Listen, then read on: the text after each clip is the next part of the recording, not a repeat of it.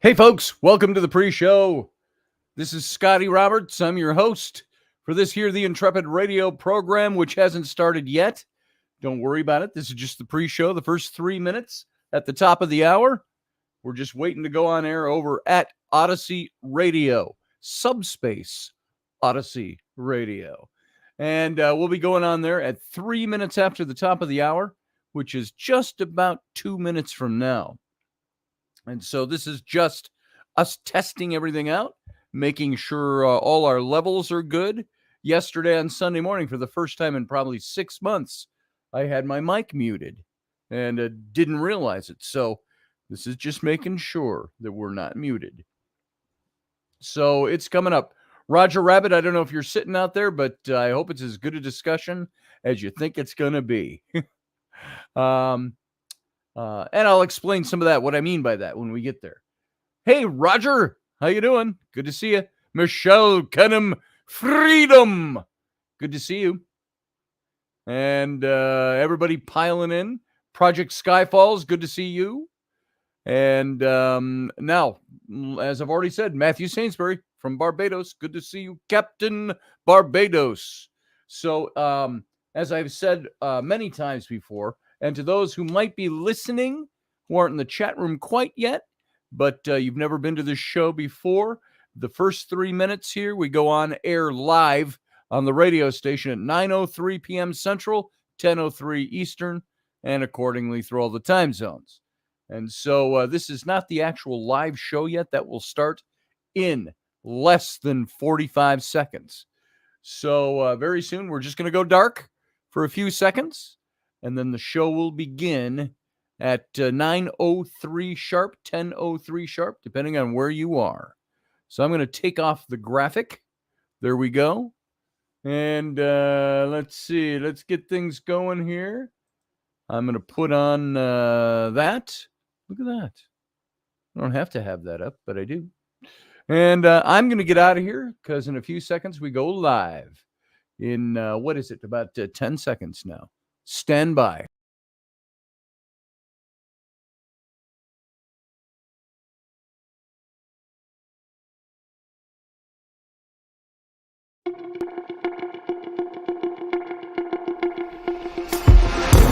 The Intrepid radio program with Scotty Roberts.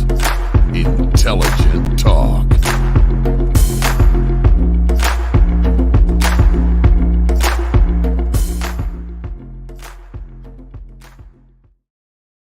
Well, happy Monday evening, everyone. Welcome to the program. This here, the Intrepid radio program. I'm your host, Scotty Roberts, because this is my show. And once in a while, we'll probably get some more guests in here, but we'll do that as we go on. Hey, Daisy McHenry. Everybody who's filing into the chat room, good to see you over there. Steve Clark, good to see you. Matthew Sainsbury, and Project Skyfalls, Michelle Kenham Free. And pardon my coughing. I'm not even going to use a cough button tonight. You know why? Because that's why I was out all last week, was this stupid chest thing. And some kind of virus. It was not COVID, but it knocked me on my ever-loving fat white butt. And I was barely functional last week. I mean, I could get up and walk around. But once I did the walking around, I was like, I got to go lay down. It was just like drained me. I felt exhausted. And it wasn't until the end of the week, because I had this cough, I started taking something as simple as NyQuil to help so I wouldn't cough all night long. And that NyQuil, believe it or not, knocked me out almost all night for 2-3 nights in a row, Thursday, Friday, Saturday. And by the time Sunday rolled around, I was feeling all right. I just needed to catch up on that sleep that had been robbed from me. Yeah, Sean Holt, you've been coughing for almost 3 weeks. Yeah, that's what you're going to hear me cough on and off tonight. And because the more I talk, the more I dry out my throat. So I've got my my handy Mr. Scott mug. And it's almost empty. I forgot to fill it up. I might have to get a soda out of the fridge, which is the only thing that's close down here. Tonight we're going to talk about giants, which is something I've talked about before, obviously because of the books I've written. And I haven't specifically written a book about the giants, but I wrote a book about the Nephilim. And you can see I've got a few over here on the bookshelf. Well, maybe you can't see it. Here, let's just turn that. There you go. Those right there. I got a whole bunch of them right there. That's all I got left on hand anyway. I'd have to get more from my publisher. But you can find it on Amazon. You can find it everywhere. How's that a plug for my book? The Rise and Fall of the Nephilim. Well, I wrote that book in 2011. It was published in 2012. It's still got some pretty long legs. My publisher for about 4 years has been trying to get me to rewrite a new edition of that. And so hopefully he's not too put out with me and I can get around to doing that, because I think that would be an awfully cool thing to do, to have a new edition of that book out. Hey, Michael, good to see you. I got to put on my glasses. So I need these for the computer. Hey, brother, is something in the air? I have felt like crap for about 2 weeks. Yeah, there's something going on.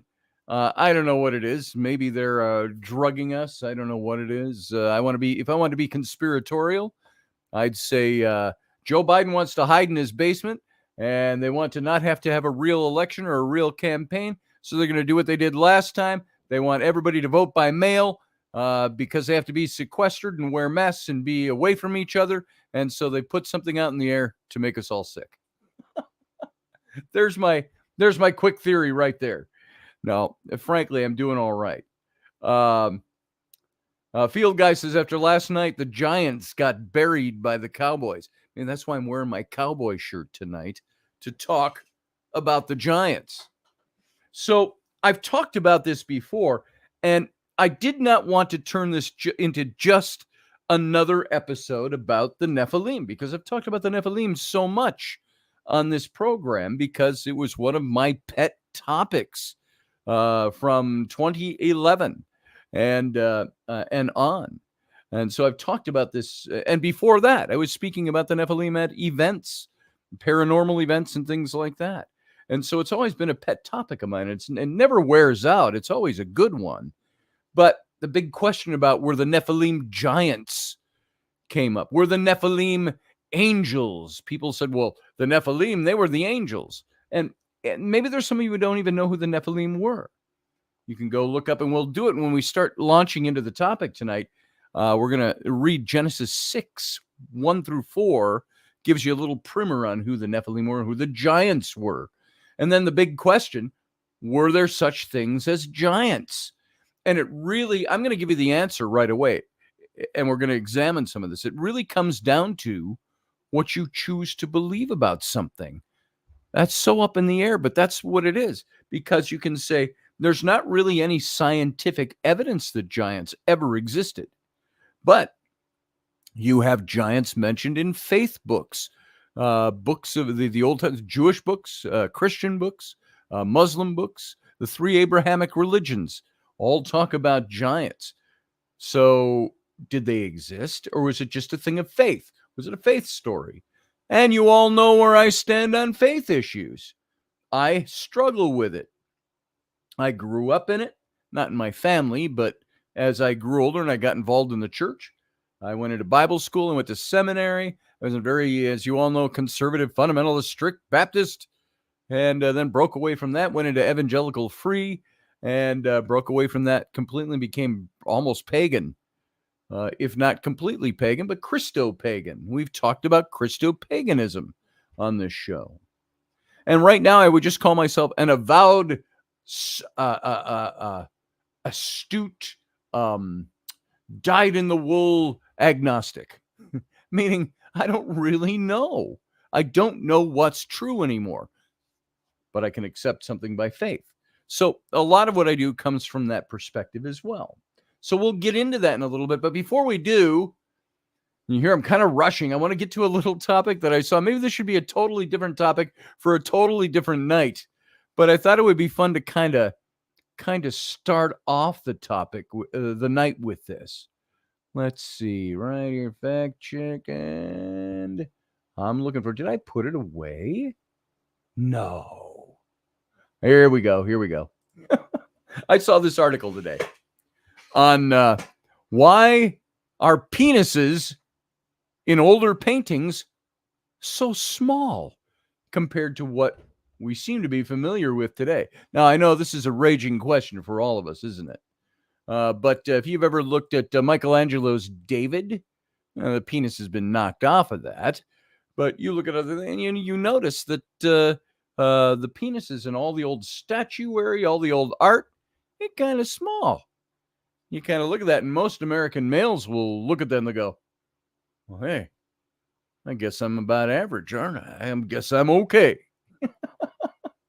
And so, you look at art, and so the question has to be asked. Well, it doesn't have to be asked, but you can ask that question. What are we looking at here down through the ages with male genitalia? Why are penises in paintings so small compared to today? And there was a study that looked into the human penis size as depicted in paintings throughout the centuries, finding that the appendage has grown significantly over the last 7 centuries, particularly in the 20th century. And the team that was studying this wanted to assess their ideal penis size through the ages. And, you think, who comes up with these studies? But somebody had to look into it, I guess. How the male ideal has been altered by cultural differences.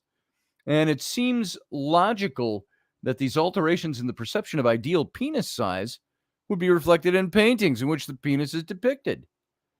And they wrote that in their study. And they said, thus, this study investigates the depiction of penis size in art and evaluates the perception of penis size in an historical context over the past 7 centuries. And of course, what better night to study the size and the evolving size of penis in art than when on a night we're talking about giants, huh? How about that? So it was extremely cold, says Steve at the time. So the researchers first attempted to find as many paintings of nude males throughout the centuries as possible. And they searched for variations of nude males on several popular art websites, organizing them by time frame. And thankfully, there was no shortage of depictions of nude males from the Renaissance and onward. And the team identified 232 paintings from 21 countries, which were suitable for the study, albeit with a European bias. And any depictions of erect penises were rejected, as were paintings of children, showing children with penises showing. So, as scale and distance is different to gauge in paintings, is that man's penis gigantic, or is he just standing near a tiny horse? Could be the question you'd ask. The researchers instead measured penis to ear ratio, or penis to nose ratio. We're not talking proximity, we're talking size comparisons, given that they're equivalent according to the golden ratio. And so this gave a number that could be compared across time periods, with a number less than 1, meaning that the penis size was depicted as smaller than its owner's ear or nose, and 1 being equal sizes. And during the 15th and 16th century, although the number of naked human paintings increased considerably, the penis continued to be depicted as rather small. And the team found, noting that the depicted penis length didn't change much over the next few centuries into the 1800s. However, from the 19th century onward, images of the penis began to become proportionately larger. And I once had a penis that was this big. So, and they became larger. The stories maybe became different. There's an average penis to nose or ear ratio. From the 1400s, all in the 1400s, it was 1.05, the ratio. In the 1500s, it was 0.954. In the 1600s, 0.962. 1700s, 1.024. In the 1800s, 0.94. In the 1900s, 1.2. See, now we've jumped. And from 2000 on, it's been 1.57. It's almost 1.6. So why the sudden increase in penis size over the last century? And one explanation behind the exaggerated perceived penis size in paintings produced in this century could be the widespread use of the internet and exposure to other media, which perpetuate the association between penis size and masculinity, strength, partner satisfaction. That's what the team suggested anyway, that was studying this. And they added that pornography may have changed the ideal penis size for men. So men, whether you want to admit that you look at pornography or not, do you ever look at those and you go, whoa, well, that's not right? Women, do you ever notice that? So with the ubiquity of porn, supersized penises and exaggerated female reactions toward them, it's so big, could make men compare their own penis size to that of others, including those men who are featured in pornographic content. And so the team points out that males tend to overestimate the average penis size while also underestimating their own. And you might be supersized by the average penis size. You might be surprised by the average penis size. So with a considerable number of men seeking potentially hazardous penis enhancements and enlargements in recent decades. There's been some of that stuff out. You hear about that stuff. And some of these guys, they get penis enhancements and they end up dying because hemorrhaging and things like that. But the team noted that the study has limitations, including how the paintings were found, the European bias to them. However, if the findings were accurate, they say, it could add to men's body image problems. Evolutions of artistic representation of the penis toward a larger, possibly unrealistic ideal in contemporary media might contribute to feelings of inadequacy, dissatisfaction with penis size in modern men, the team concluded. So the study was published in the medical journal, the BJU International. And if I didn't notice this earlier, the BJU, that would be Bob Jones University, which is a Christian university in South Carolina. That'd be interesting. So I've got more on this, but I'm not going to dig into it any more than that for tonight. But I will tell you this. One of the lines we used to use back when I was a younger man and we were what would you call it, out strutting, was, hey, it may be short, but it's thin. Which is, of course, the antithesis of what you're supposed to think a penis size is supposed to do and be like. So there you go. There are showers and growers. Showers and growers. Showers and growers. This is Randall Flagg. It's Steph. Hey, Steph. So there you go. On a night where we're talking about giants, talking about penis size. And I had the other article that gave the average length of a man's penis. Did you know you would be surprised by this? And maybe some of you go, I can't believe you're talking about this. Oh, my God. I'm tuning this out tonight. But it's a question a lot of people have. Why not address it? We're all people. We're all adults. I think we are in the room. At least we're, chronologically adults. But if you talk about penis size, they say the average male penis, flaccid, meaning non-erect, is 3.57 inches. 3.57 inches. Do you know what that is? What's 3.57 inches? Right about there. That's 3.57 inches from there to there. And you look at a hand next to that, and that gives you an idea.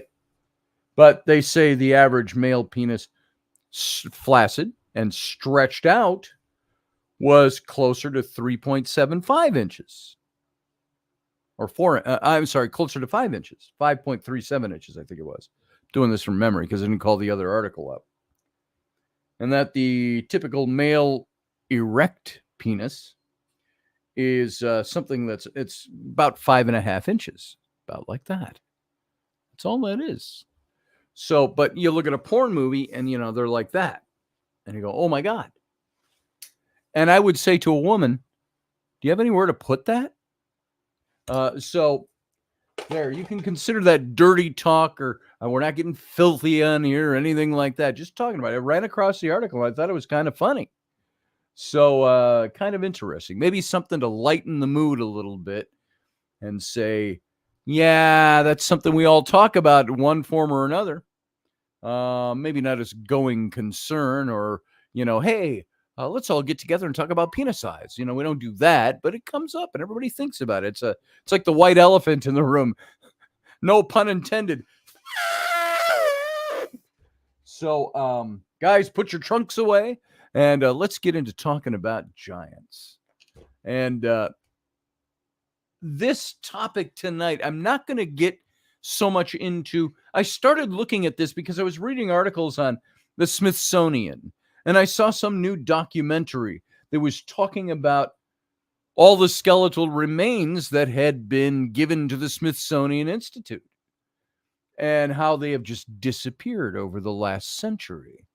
How a lot of this happened in the late 1800s, the early 1900s, these discoveries, and there's all these claims out there that skeletal remains of giants have been done away with by the Smithsonian Institute for whatever nefarious purpose they might have. Could it be because it changes the view of the evolutionary tree, or it changes the view, in some cases, of the Christian view of creation? I, for one, would think that a place like the Smithsonian or any scientific thinker, or for that matter, any theological thinker that wants to stand on truth, they're going to look at something like this and they're going to say, I don't care what the answer is. Maybe it contradicts what I believed my whole life. Well, boo-hoo. Maybe I'm going to have to change what I believe, or maybe I'm going to have to modify it, or maybe I'm going to have to do some more research and try to find out what it is exactly I'm supposed to look at here. And what should I believe? Were there giants? Were there skeletal remains of giants? Did the Smithsonian get rid of them? Were they destroyed so somebody could say, you cannot undo the word of God, and this undoes the word of God? Well, if it undoes the word of God, why would you want to destroy it if it's a real thing? Maybe that would make you sit back and go, just a moment. This contradicts what I believed in church. What if that's the truth, though?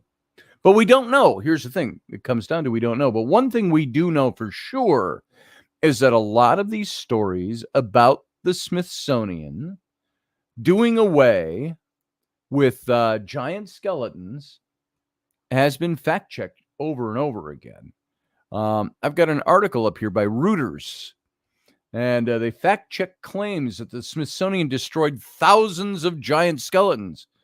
Those are many years old, and they're satirical claims that the Smithsonian Institution, and I've even said some of this myself, and I have to backtrack and say, I've mentioned some of these things, but then I backtrack and I go, wait a minute. I mentioned some of these things and I didn't research it enough. Were there giant skeletons at the Smithsonian? Were there giant skeletons? We can fact check it and say it never happened, but it really did. There's all of these kinds of questions that get asked. But claims that the Smithsonian Institution admitted destroying thousands of giant skeletons in the early 1900s originated on a website that identifies its own content as, wait for it, folks, satirical and fictional. And although the claim has been debunked since 2014, there's some social media users have recently been duped into thinking the report is factual. And at least 2 Facebook posts showing the claim have jointly garnered over 220 shares as of the writing of that particular article, which was about a year ago. And here, just a second. Yeah, 220 shares. And there are posts that recently share this claim feature a photo that was digitally created. You see them from time to time coming across your feed on Facebook or Instagram. You see the overhead shot of the huge skull in the dirt. And there's 2 little human beings, archaeologists cleaning it off. Well, there was a whole bunch of those, believe it or not. And I've seen some of the original art on these, the photographs, and that were poor Photoshop images. Almost every last one of them. And One thing that was found out was that I think it was Adobe that sponsored an art contest that had as its topic creating giant skeletons. And I don't know if that's the exact verbiage, but that goes back to 2002. And that there were a bunch of these images that were created for a photo contest. And there's some of these images you can look at, or if you look close enough, you can see the seam where somebody blended two photos together. I can see them right off because I do that kind of work. I'm a digital artist. I was a photo manipulator, and I could do that work. I could make, I once had a job brought to me, and this is over 10 years ago, but somebody brought a job to me and said, we've got this picture of this woman who we're celebrating her career with our company, and we've only got one picture of her with everybody else, and she's blinking, and her eyes, both of them are half shut. Can you open her eyes? I said, sure I can. I rebuild her eyes in digital art, and you never would have known it wasn't the photograph. But some of these things are so poorly created. You got to think 2002, that's way back when it's a little earlier. Our digital advance has gone far beyond that nowadays. But there was an image that showed a buried skull next to a caterpillar escalator and 3 people. It's been online since at least 2013. And it was originally posted on a website, Design Crowd, which was holding a photograph competition, encouraging readers to create a hoax archaeological discovery. And the purported report is fictional and years old. And the keyword search on Google didn't lead to any reputable news, sources backing up the claim, but surfaced fact-check articles and a tweet from December 21 of 2014. And the Smithsonian admits to destruction of thousands of giant human skeletons in early 1900s. And this was the World News Daily Report.com/Smithsonian. And the tweet from a verified account included a link to an article entitled Smithsonian admits to the destruction of thousands of giant human skeletons. Pardon me a second. Wet my throat. And the text being shared on social media in 2022, which also alleges that the U.S. Supreme Court had ordered the Smithsonian Institution to release classified documents dating back to the early 1900s. And it's virtually the very same in wording as the one found in the title and the lead article in the World News Daily Report. So the World News Daily Report clarifies at the bottom of their website that their content is satirical and fictional. And since at least December 17th of 2014, the website has included a similar message in their disclaimer tab. And so previous debunks by Snopes, I never liked Snopes to begin with. You don't hear a lot about them these days. And the Florida Times Union are available to look at. Spokesperson for the Smithsonian Institute told Reuters the claim is false. Well, of course, if they really did destroy thousands, are they going to come out and go, that's fake, we didn't do that?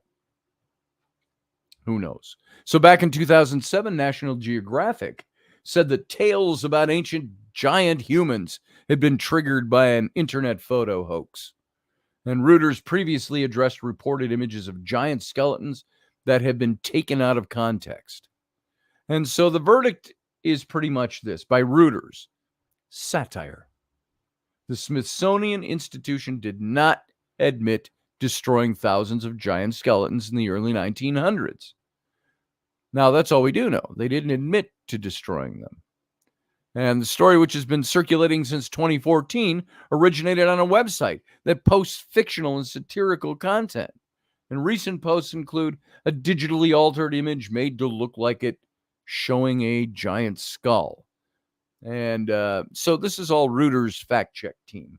And I think that's very interesting. So when you start talking about giants and you start talking about finding out whether or not they're real, whether the Smithsonian is hiding something, I think we can put that to bed, at least the claims that were made.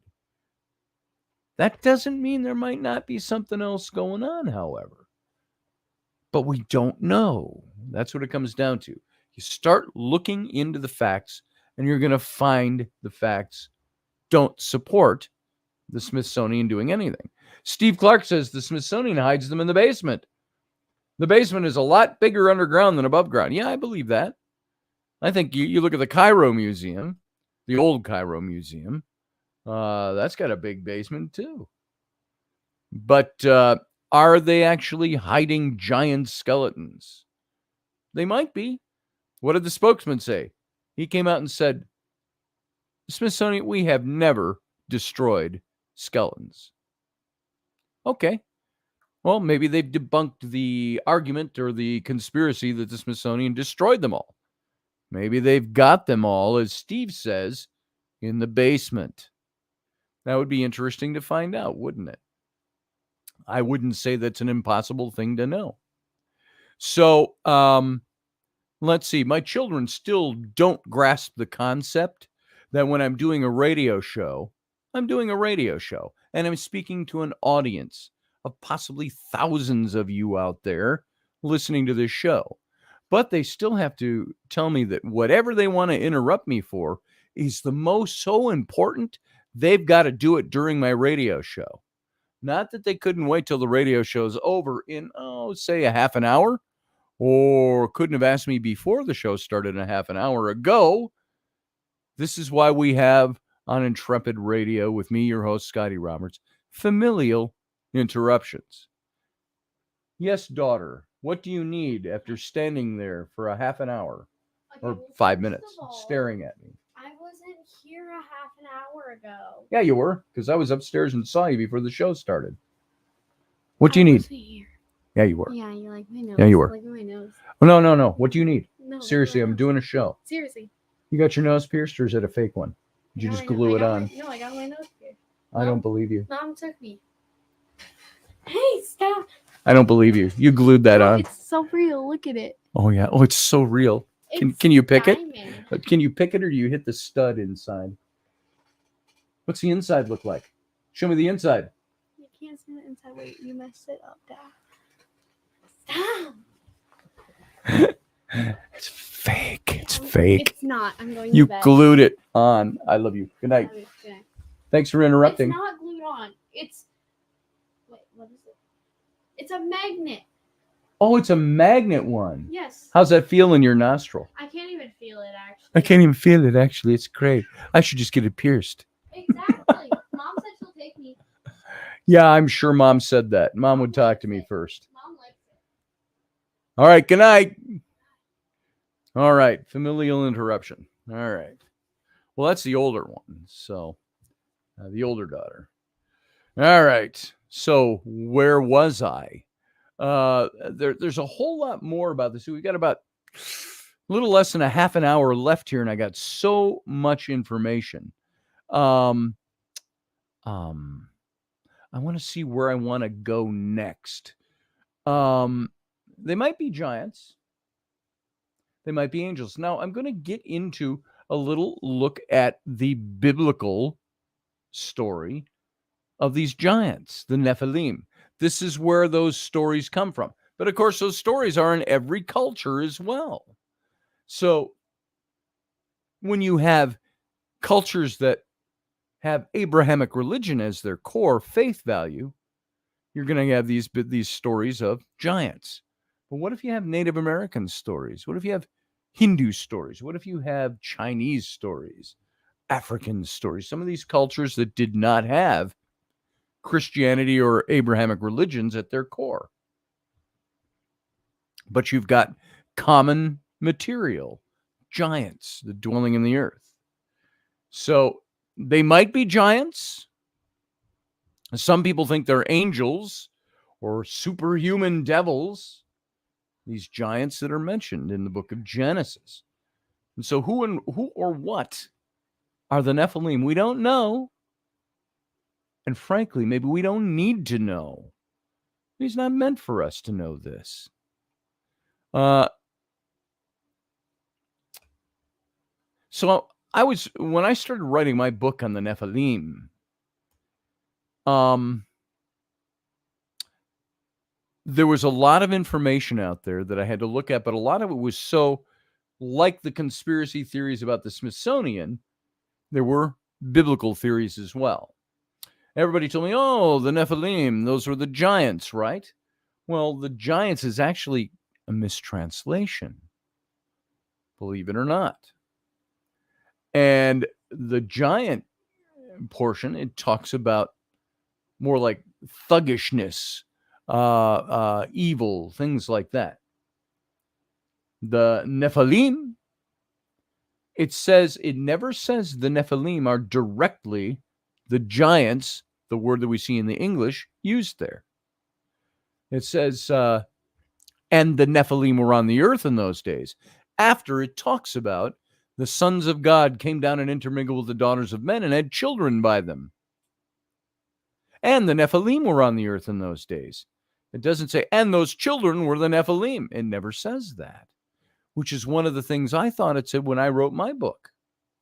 And so I've got that little thing I want to clear up when I get into a second edition of that book. Cue the Megan Fox pick. Oh, yeah. Oh, I got that somewhere. Thanks for saying that, Michelle Canham. Free.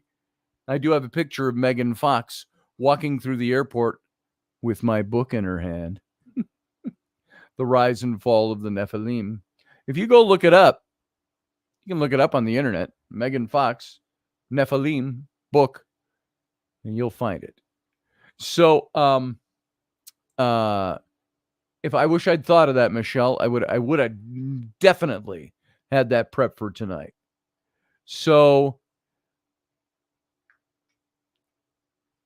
as somebody who used to have a confidence in the authority and the inerrancy of Scripture, I was a bit intimidated by this whole thing in the Nephilim because there was so much information. But remember, too, that it was initially the topic of the Nephilim that started to take me off the center core of believing some of those things, because the answers I was getting were all over the board.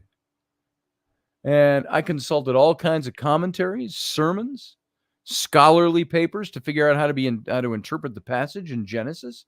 And still, it excited me to dig in to this because I believe our world needs the underlying message of Genesis 6. And what was the underlying message, do you think? Was this just telling a story for the sake of telling a historical tale? Or was there something that was being conveyed, a message, a spiritual message? Was it perhaps the reality of evil, the judgment of God, the promise of salvation and redemption? And every day injustice scrolls across our social media timelines. And it offers fresh reminders that the world of Genesis, depraved, evil, unjust, is not as removed from our own as we'd like to think. Enter the Nephilim. They might be the most peculiar creatures in the Bible, and we're not even sure what they really are. Were they giants? Not entirely sure. They've been featured in literature for thousands of years, popularized in culture. The Nephilim even made an appearance in The X-Files, one of my favorite old shows. Never missed an episode of that. Shadowhunters, Noah.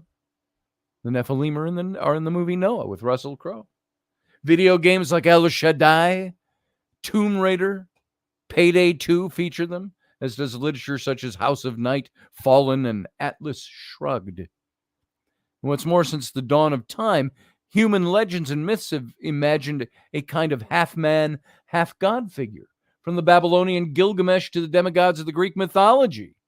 But who are these strange characters who make their way into the pages of our Bibles, who appear in a time of downward descent into humanity, depravity, a period as described by Moses when every inclination of the human mind was nothing but evil all the time?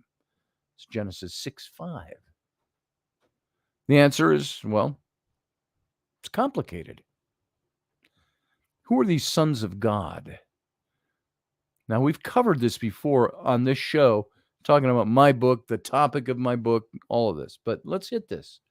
The Bible introduces the Nephilim in Genesis 6. It says this, verses 1 through 4 of Genesis 6. When mankind began to multiply on the earth, and daughters were born to them, the sons of God saw that the daughters of mankind were beautiful, and they took any of those they chose as wives for themselves. And the Lord said, my spirit will not remain with mankind forever because they're corrupt. Their days will be 120 years. And the Nephilim were on the earth in those days, both in those days and afterward, when the sons of God came to the daughters of mankind and bore children to them. They were the powerful men of old, the famous men of renown. Now, if you wonder what that's talking about, you're not alone. It's a confusing passage. There's not a lot to go on. Moses doesn't say much more about them. Christians have wrestled with this story for all of church history. Faithful scholars and Bible teachers find themselves on two sides of this issue, both holding their positions with little certainty of either side. And the first position is held by many church fathers, figures like Ambrose, Tertullian, Cyprian, Clement of Alexandria, as well as many Jewish scholars. They argue that the term sons of God in this context refers to fallen angels who have illicit sex with human women. All right? And I hear that all the time. Oh, the Nephilim. Oh, well, that's the Watchers. Oh, that's fallen angels. And one of the more compelling reasons to think this way is that the term refers to angels elsewhere in Scripture. And furthermore, the New Testament writer seemed inclined toward this view. 2 Peter's epistle in the New Testament said, for if God did not spare the angels who sinned, but cast them into hell and delivered them in chains of utter darkness to be kept for judgment, and if he didn't spare the ancient world, but protected Noah, a preacher of righteousness, and 7 others when he brought the flood on the world of the ungodly, Then in the book of Jude in the New Testament, the angels who did not keep their own position, but abandoned their proper dwelling, he is kept in eternal chains and deep darkness for the judgment on the great day. Now, there's problems with both of these. If you're going to use those passages to say, that interprets the giants, the Nephilim of Genesis, as being angels. Well, it doesn't, because it makes no connection to them. If you notice the wording of that. These statements, they remain open to interpretation, but the idea of angels who sinned and the judgment of Noah's flood seems to point back to Genesis 6 and the relationship between the sons of God and the daughters of men.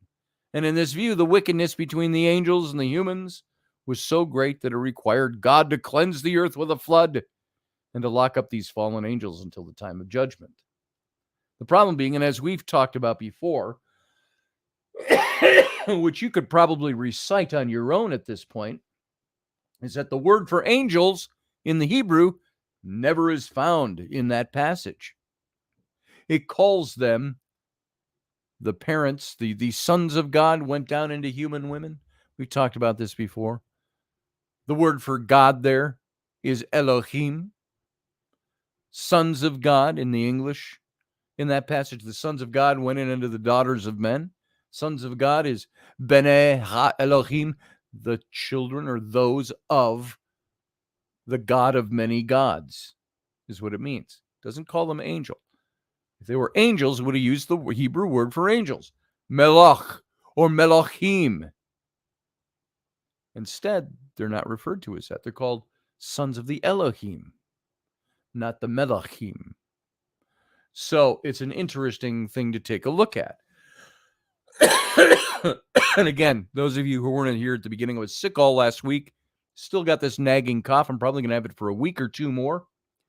But I'm feeling a hell of a lot better. So I'm just not using the cough button. You're just going to have to put up with me coughing like we're actually sitting in a room together talking. And I cough. So, but there's, when they say that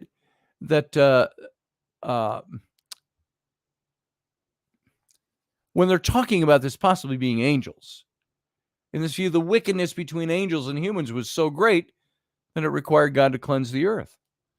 But this fits with the key theme of Genesis. God's gracious provision set against the human inclination to exploit that provision by grasping for power and godlike attributes and abilities. We see the same problem in Genesis 11, where humans attempted to reach God by building the Tower of Babel. We see it in the serpent's lie from Genesis 3. You can be like God, he said. And I got a whole thing on the serpent and the lie of the serpent. We've talked about that before. Let's move on from that. Nakash. Just think that. Nakash. So perhaps it's hard to imagine fallen angels cohabiting with humans and creating these warlike, depraved, evil monsters. But that could be a function of the way our minds in a secular age are conditioned to downplay the supernatural and underestimate how demonic powers might prey on God's people. And so throughout Scripture, we see angels take on human form and human characteristics. Yet there's another way that Christians and scriptural believing peoples have read Genesis 6 throughout the ages. One shared by Augustine, John Calvin, Martin Luther. Not Martin Luther King, Martin Luther. According to this view, the sons of God are human beings, and rather than fallen angels. And so one view is they're angels. The other view is that they're just human. But if they were human, there's a whole thing I could set forward on this just to try to do justice to that point of view. Proponents cite Jesus' explicit teaching that angels, Jesus said this, neither marry or are given in marriage, as evidence that they're unable to procreate. And what's more, there are instances in the Scripture where sons of God refers to human beings. Psalms, Hosea, some of those places. And seeing the sons of God as descendants of Seth weaves a Genesis 6 into the context of the entire book, with the seed of the serpent and the offspring of Eve playing out in the dual genealogies of Seth and Cain. I've talked about that one. The serpent seed theory, you could call it. So as you reach Genesis 6, we see the righteous line being overtaken by the depravity of the unrighteous. The sons of God in this context could refer to Seth's righteous line intermarrying with the daughters of the heathen Canaanites. Some even read Cainites. I'm sorry, not Canaanites. Cainites.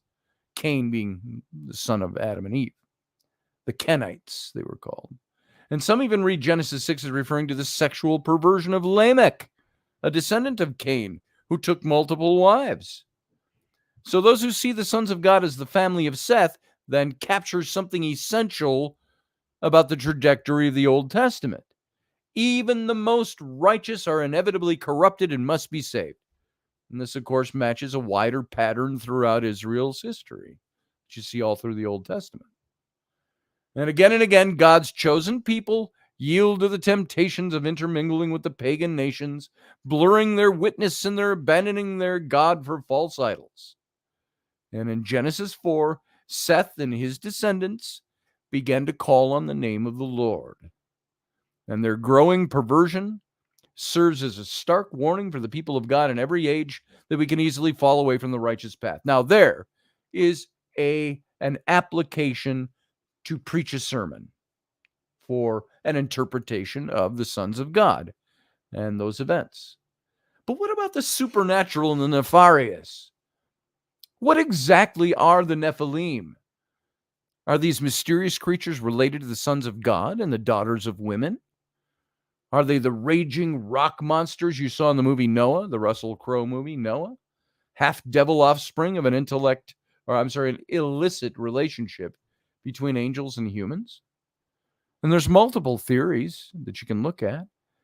Most who hold that the sons of God in Genesis 6 are angels consider the Nephilim their offspring. The word Nephilim has an obscure meaning. It can mean fallen ones. The word Nephal in Hebrew, Nephal, to fall, to come down, to leave one's first estate and descend.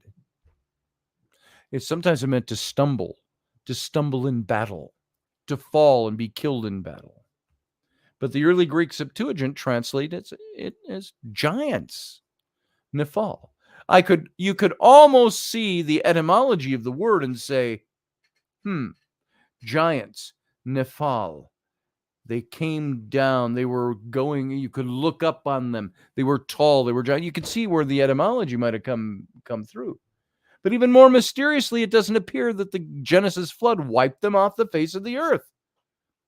Genesis 6:4 says explicitly, the Nephilim were on the earth both in those days and afterward. Oh, did God not do a good job? Is that what it's teaching you in Genesis? Oops, I missed some. And they show up elsewhere in the story of Israel, such as when the spies sent to explore Canaan returned to give a pessimistic report to Moses. We even saw the Nephilim there. The descendants of Anak came from the Nephilim. To ourselves, we seemed like grasshoppers, and we must have seemed the same to them. It's in the book of Numbers. In Deuteronomy, Moses confirmed the existence of these rather large creatures. And you find it in Deuteronomy 1.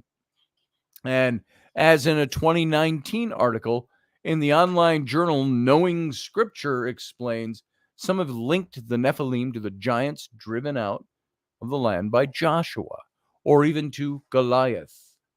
And I just because it makes me feel highbrow. I heard the proper pronunciation for Goliath, David and Goliath, Goliath. Goliath of Gath, not Gath. Goliath of Gath. I almost want to say that with a deep Southern accent. No offense to my Southern friends. Goliath of Gath. It's Goliath of Gath. There, do you feel much more highbrow now, like I do? But all of this, of course, is difficult to sort through with any great clarity. And on one hand, it's hard for me to imagine the idea of fallen angels having relations with human women and bearing half human, half angel supervillains. Raises all kinds of questions. Can humans who bear God's image give birth to anything other than fellow image bearers? Can angels procreate? And then, of course, I think the greater question of them all, if the word for angel is not in the passage, what makes us think they're angels? There, that was just handed to me by my young daughter. Can I wear one of your shirts? It's during the radio show, but, it's all right. What shirt do you want to wear? Go ahead. I don't care. Grab one. Familial interruption number 2. All right. So these half-angel supervillains, could that even be if angels can't procreate? Scripture seems to indicate that these things are outside of what God allows in creation. Well, that's not entirely clear. That's Mom's. You can wear that. You have my permission. Okay. Where was I? I don't think they're angels, first of all. We got to make that clear again. And not only do I not think they're angels, the passage does not support the Nephilim or the sons of God being angels, because it does not use that word. It calls them sons of the Nephilim, offspring, or those who are of the God of many gods, which is what Elohim means. The Bene Ha-Elohim, the sons of God. That is not angels. Totally different word in the Hebrew tongue for angels. And if the word of God is to be trusted, why wouldn't God use the right word for them recorded in Scripture to pass down through the ages? Oh, to confuse us? No, that's not supposed to be what God does, right? Do you think if they were angels, they would have been called angels? I think so. All right. But I can't escape the fact that a plain reading of Genesis 6 seems to indicate something supernatural and nefarious is taking place. And you can't ignore the passages in Jude and 2 Peter that seem to point to God's judgment, both on humans for their escalating depravity and the wickedness of the Bene Ha-Elohim. And what's more, in a world profoundly shaped by modern scientific thinking, it's hard to wrap our minds around this strange mixing of the human and the celestial supernatural realm. Somebody's calling me, and that's a phone call on my if you're watching the show, you're gonna have to wait till I'm done with the show before I can take a call. All right. And so all of this argument goes on. I'm looking that we've got just a few minutes left on the radio, and I want to kind of wrap this up. Maybe I shouldn't have done the penis story at the beginning, huh? We'd have had more time, but it was fun, and I had to do it. But this whole thing, none of us can interpret every subtlety of Genesis 6, and not with too much certainty anyway. But whether you think the sons of God are angels or descendants of Seth, to me, is going to depend on whether or not you put any bearing on linguistics of the text. I was taught in seminary, why do we have to study Koine Greek in the New Testament? Because most of the New Testament is written in Koine Greek. Why do we have to study Hebrew? Because the Old Testament was written in Hebrew. Why do we have to study Aramaic? Because there are sections of the New Testament that are written in Aramaic. Why do we study those languages? Because words mean something. So Genesis 6, if you think that the Nephilim, the giants, the watchers, the sons of God, that they were angels, it's not what the text says. So you got to get that out of your mind. And so the whole idea is that whether you think the Nephilim are big, hairy warriors or superhuman devils, we can agree that God is using the passage to communicate two important truths. Humans, left to their own devices, descend into chaos, depravity, wickedness. See it every day. I see it with my children. If I left my children in this house alone for a week, it would be Lord of the Flies.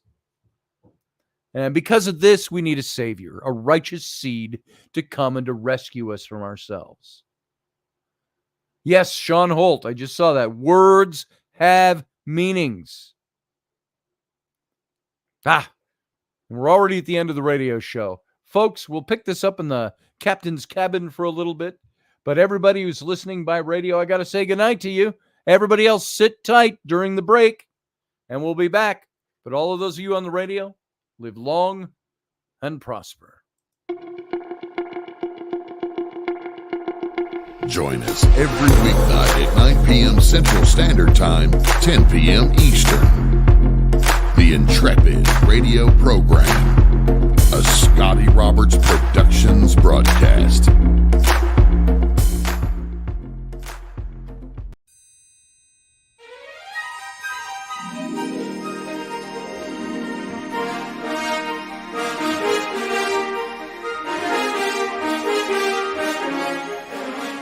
Hey folks, this is Scotty Roberts, and this is the Intrepid Radio broadcast.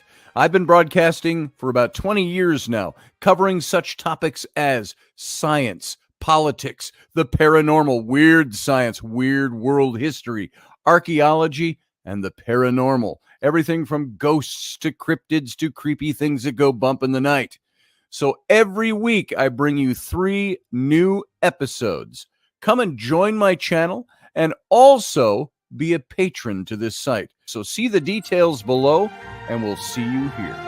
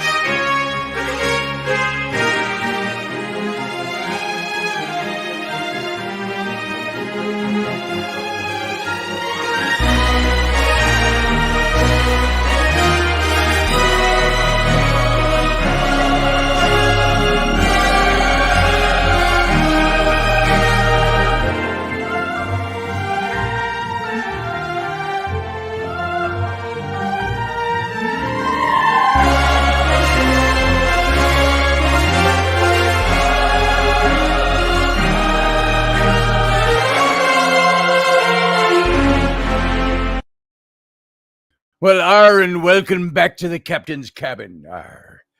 Good to have you all back here. Thanks for sticking around and wanting to carry on this show a little bit longer. And we've already got some people lined up in the wings. And Ruben Fast Horse, I think I sent you the link. If you want to come on, there's the link. I couldn't do it during the show, sorry. It's real tough for me to pick up the call during the show as well. So maybe you're just trying to get my attention, but I sent you the link if you're still out there and you want to come on. And so we've got Michael and Uncle John and Sean all lined up to come on. So why don't let's just bring them in and let's just get it rolling. Here we go. We got Michael. There's Michael. How you doing, Michael? Are you there? Uncle John? Good to see you. Good evening. We got Sean Holt.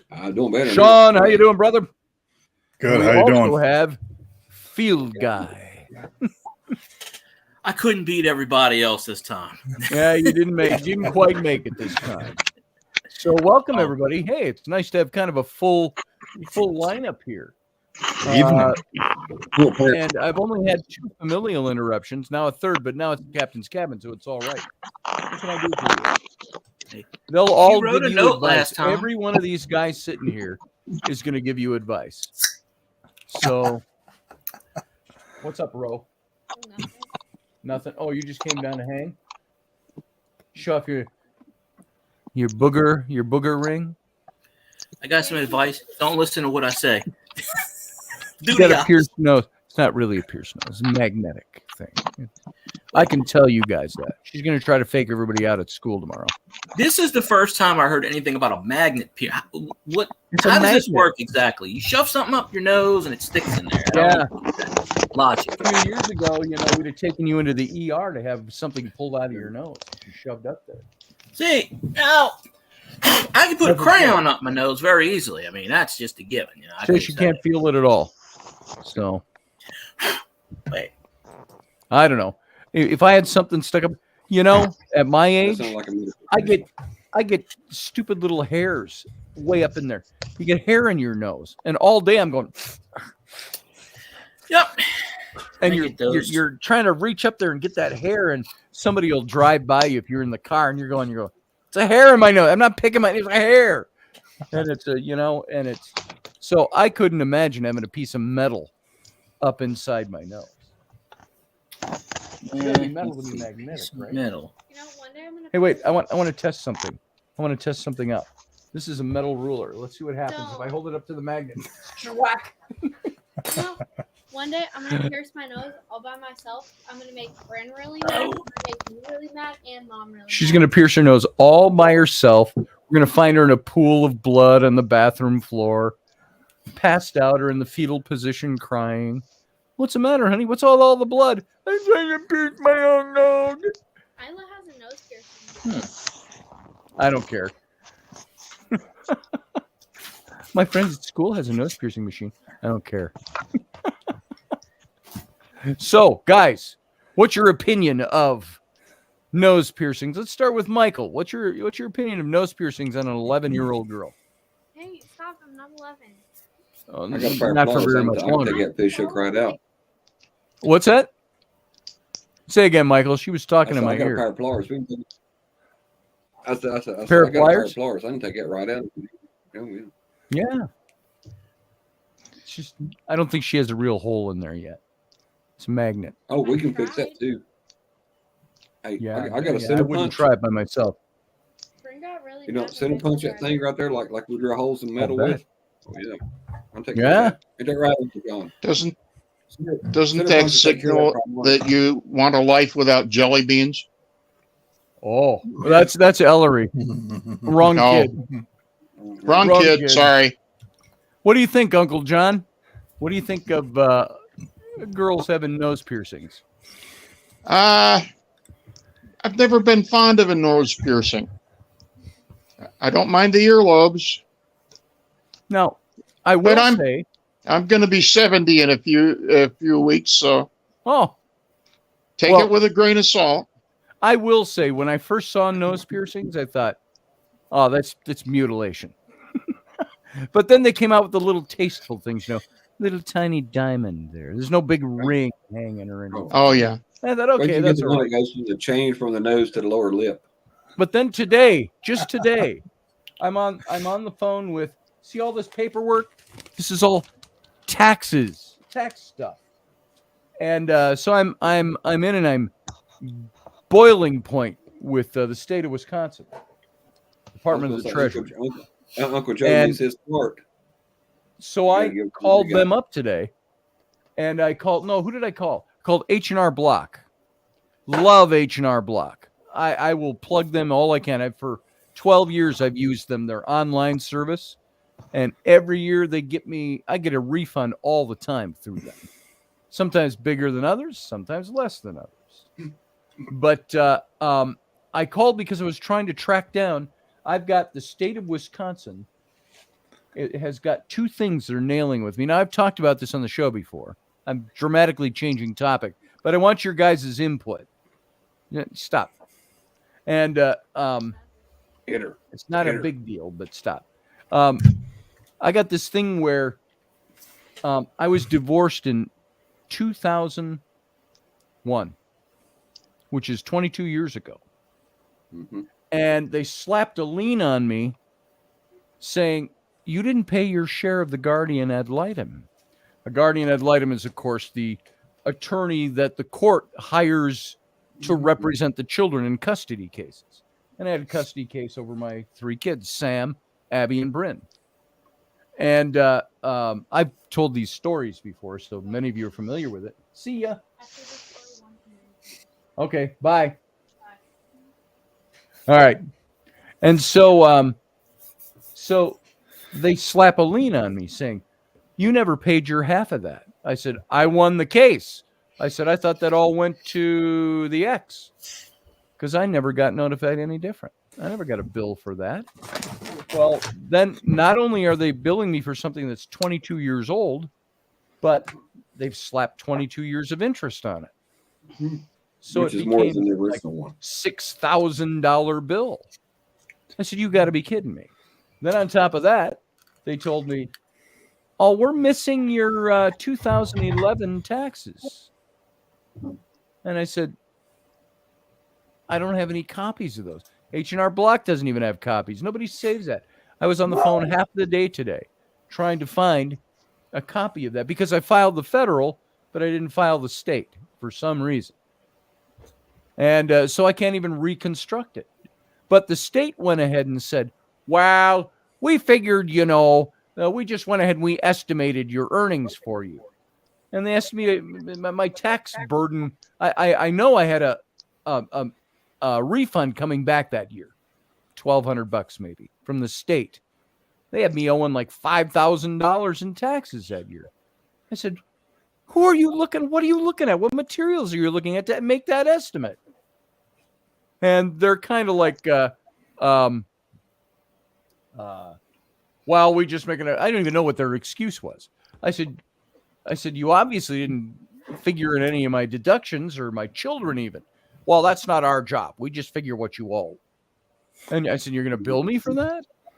And so all day, I spent all day neck deep in papers. I had to print, look at this. I've got a refund coming from the state of Wisconsin this year. But they do this to me every year. Every stinking year. They come back and they go, oh, you've got to provide a description of what you actually do for a living. Well, okay. Then I have to, you have all this, I had this list of things. 1, 2, 3, 4, 5, 6, 7, 8, 9 different things. I had to list, I had to show samples of my art. Well, what is it that you worked on all year long? Why don't you show us samples of that? Can you show us samples of the kind of work that you do? You have to show samples of the advertising that you do. Draw a picture of your middle finger and say, here you go. Here's a sample. So what was interesting, I did this. I got my response to their 9 different things is just the one page letter, but then the rest is all of this stuff. It's showing all the work I've done throughout the year, all the receipts, all the blah, blah, blah, blah, which is part of my Schedule C anyway. Yeah. So I had to put that all together. Well, You know what they I tell them? can't Talk They about can't a go waste back. of time. It's not a waste of time because I'll probably end up getting my refund. But Yeah. every time I've had to do this, which is 5 times now, they go, "Oh, okay," and I get my refund. I'm like, for 5 years in a row, I had to provide birth certificates for my 3 children to prove that they were citizens of the country. I said, "Do you not keep records? No, Didn't I they don't. send this to you last year? Guarantee they Didn't I don't. send it to you 2 years ago, 3 years ago?" They stopped asking for the birth certificates, but now I got to do this. Is the 4th year I think I've had to do this. You know what you need What? to tell them you do for a living? You're overworked, underpaid porn star. There you go. They won't bother you. Underpaid porn Yeah. star. You Who know, on the average is only 3.57 inches when stretched out flaccid. send them a If you picture of missed that and the say beginning of enjoy. the show today, that's what that's a reference to. Hey, You I know thought they it was can't go anything. back. They cannot go back further than 10 years to investigate your taxes. And not only that, Yeah, they you can. don't. No, they're not I had supposed this to. argument with them today. It was a nice argument. I was nice. They're not supposed to. I'm There's only no way. blowing steam here. And you With don't them, have I'm to kinda file a like, tax you know, return if you are getting money back. You don't have to file a tax return. Well, you know how they get around that? Well, we sent you a notice back in 2014. I'd say prove it. I'd say I'm prove that you sent me, just like I got to prove stuff.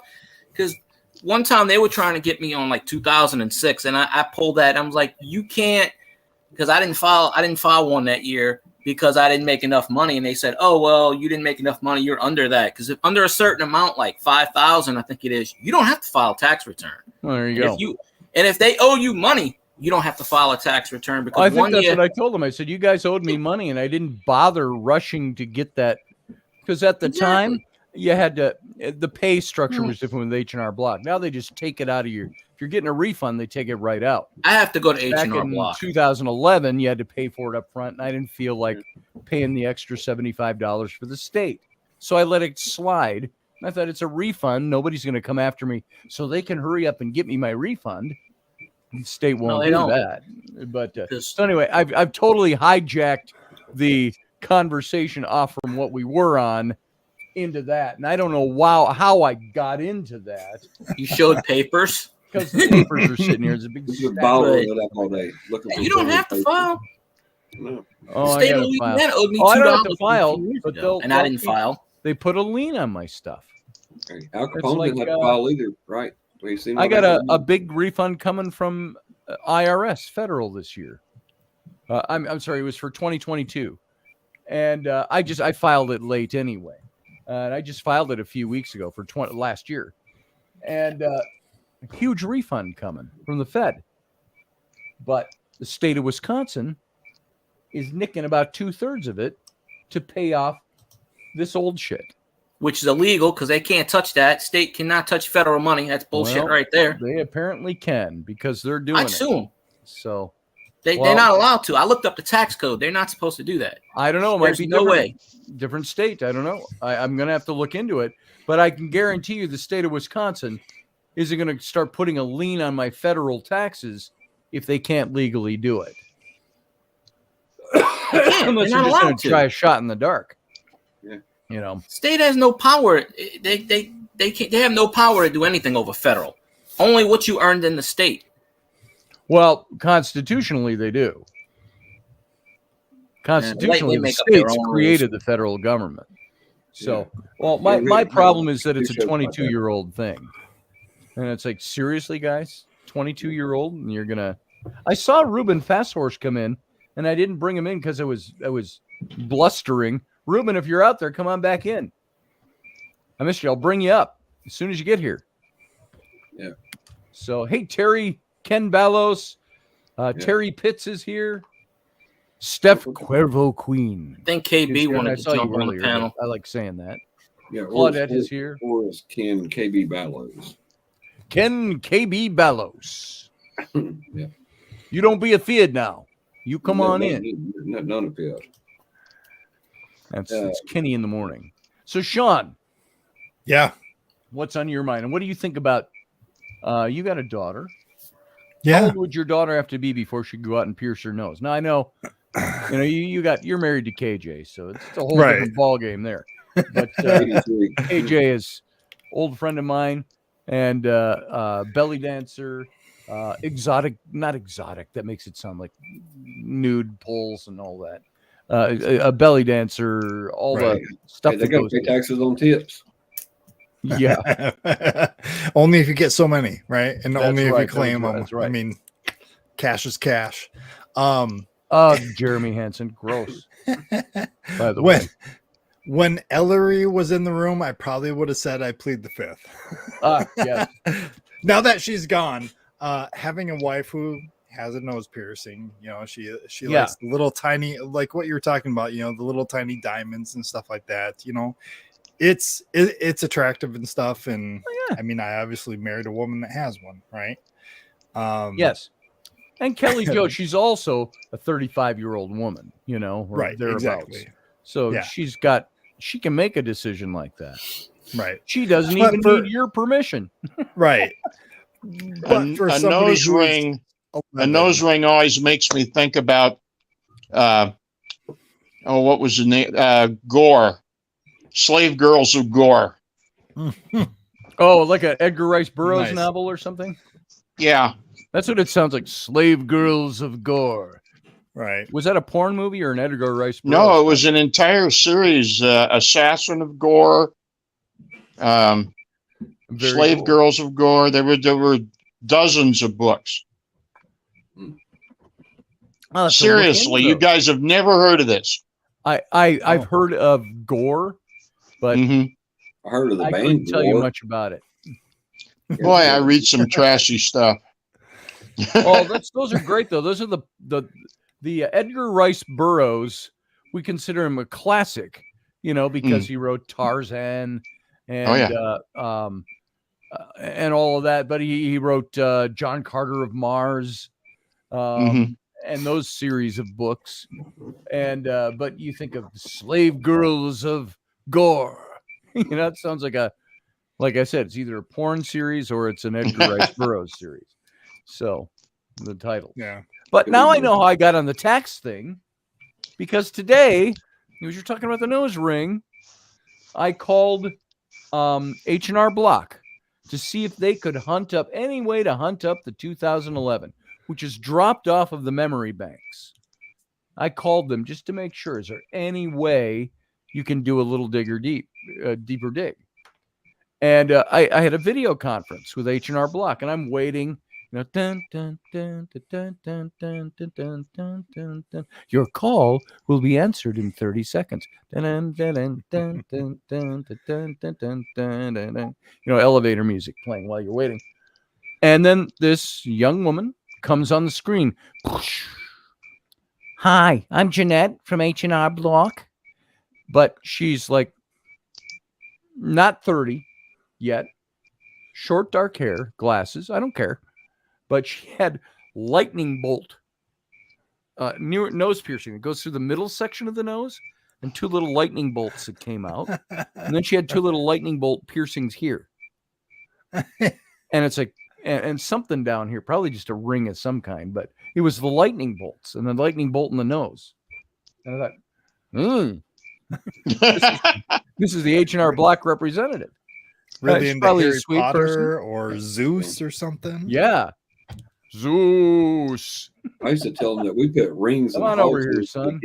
keep Here's from the only losing one out. that has not been represented on the radio yet tonight. My son Flynn. There he is. Flynn. Glenn? How you doing, boy? Good. What's up? Are you gonna go to my camp tomorrow? Yeah. Where is it? Here? Yeah. Yeah, I'm gonna go. What time is it? I don't know, after school. After school sometime. Yeah, I'm going. Football. Yeah. So Foosball. there's Yeah. Sean. You met him at the Foosball. Yeah. at Uncle Dave's memorial. Yes. And there's Uncle Dave's brother, Uncle John. There's Hello. Michael. And there's Field Guy. He's from Louisiana. He's a little tainted, but even You down know, south take me down Louisiana. there over there in the And swamp, Orleans. man. I talk normal. I talk normal. Normal talk. Normal talk. Oh hell, man! One thing, man, we're gonna have to get us some Credo, man. Never mind. You look semi-uncomfortable. The guy that plays Boomhauer passed away recently. Oh, did he? Oh hell. A couple of Go weeks play back, that. about a month ago, I think. Yeah, when I was at Fort Pope down there, I was alligator hunting with a stick, and one of the Creoles come over and said, "Damn thing, man, don't put your hand over your alligator chunk, hand gone, See you later. dead." That's the other side of the state. I was like, "Whoa, okay." Only thing I got out of that was don't play with the alligators. But I wanted to baby Okay. alligator. All three of my children come in tonight. But I was I gonna missed ask- one of them somehow. Jeremy Hansen says, I wouldn't let my daughter get a nose ring until she was 16. I still don't like it, but she isn't me. Yeah, there it is. Yeah. So, You know, What was I think correct, that's like, 35. something that, you know, having, Scotty's met my oldest. He's 24 now. And Ian, having raised one kid to adult, like when they start hitting that 16-year-old, I start treating them like they're an adult. I start treating them like I expect them to make adult decisions. yes. So if my daughter wanted to at that point get a nose ring, great. That's your Okay. decision. You're making a permanent modification to your body. If that's what you want, go do it. And the good thing about a piercing, it can grow back in. Right. Now, a Yeah. facial tattoo, I would Oh, tell you, no. you're going to have to wait until you're 28 and out on your own. You know? Right. And the whole Mike Tyson whole Oh, thing. yes, Steph, quite real quick. Steph in boots. Steph in boots. I wish I could do that. My voice just isn't gravelly enough today. So, I When need to Megan follow was more out of around high that. school, and she came home from work and she'd been promoted into a management position at McDonald's. We used to do a really good job of training people how to work. But she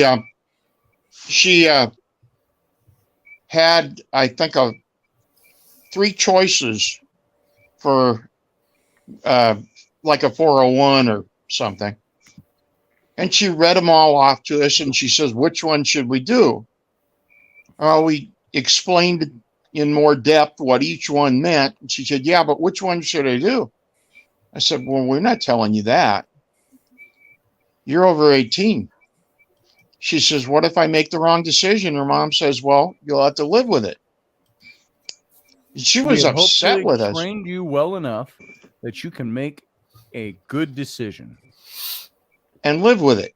And If live you with make the wrong one, you know. Is that scotch by any chance, Sean? Yeah. No, Oh, I saw It a wa- little snifter and you're tipping it it back. was the last of my mead, Oh, your mead. Okay. Yeah. like a proper Viking. I Yes. need some mead. Yeah, Anyway. mead for mead. Yeah, I've seen how to make honey mead the other day on one of the Viking forums that I follow, and they call it the honey mead. The honey mead is supposed to be really, really good. Yep. So that's what mead is fermented honey. Yeah. I make my own, but that one was purchased. Now, is that good for? They say honey is good for the throat and stuff like that. So if you do, if you drink mead, which is fermented honey, does that retain the medicinal qualities? It can, yeah. Especially if you add in different herbs into it and stuff like that, you Okay. get other medicinal qualities. Or is that where you into it say, and well, I don't know for sure. Let's try it out. stuff. Yeah, pretty Let's much. see what it does. This is where the Scots and the Vikings really understand each other. Yes, we have an understanding. Yeah, mix it with some ayahuasca. I guarantee you'll feel better. Ayahuasca tea. Yep. I Good terribly idea, upset a coworker one time. She was coming down with a heck of a cold, and her throat got thicker and thicker, and she was having trouble being understood. And I said, just give me a minute. And I went over. At Quick Trip, we've got tea, we've got fresh lemons, we've got honey on the counter. I whipped up a real honey lemon tea and brought it over and said, drink at least half of that. And cleared her throat right out, and she had to finish the shift. And she was so mad at me because she was that close to going Go home. home sick. My grandmother, Cleaned her right out. medicinals. Oh, yeah, she always put the bourbon in the honey. At least I had the decency to Yep. pay for the drink. Well, that's good. Yeah. Oh, excuse me. Wow, I wasn't supposed to do that on camera. Oh Lord, mercy. yeah, no, So- a nice hot toddy or something like that Yep. really does really good to your throat. Whether We it's get a warm Everybody in the mead or chat room bourbon. here has given me all kinds of things over the last couple of years when I have lost my voice or some bronchial thing going on. Well, one upside, I guess, I haven't had a cigarette in 2 weeks, just about. Oh, excellent. So Wow, nice. I mean, I like to smoke. I don't smoke because I'm addicted. I smoke because I enjoy it. But when Yeah, my they throat say was that. so raw, I couldn't smoke a cigarette. I was like, ugh. I'd smoke it's the been- cigarette, I'd take an inhale, and I'd go into a coughing jag because my throat was so raw. And I think so it's I been- just stopped. And so it's been about 2 weeks since I've had a cigarette. That's awesome. It's been 14 years for me. Wow. Man, that's Yeah. pretty good.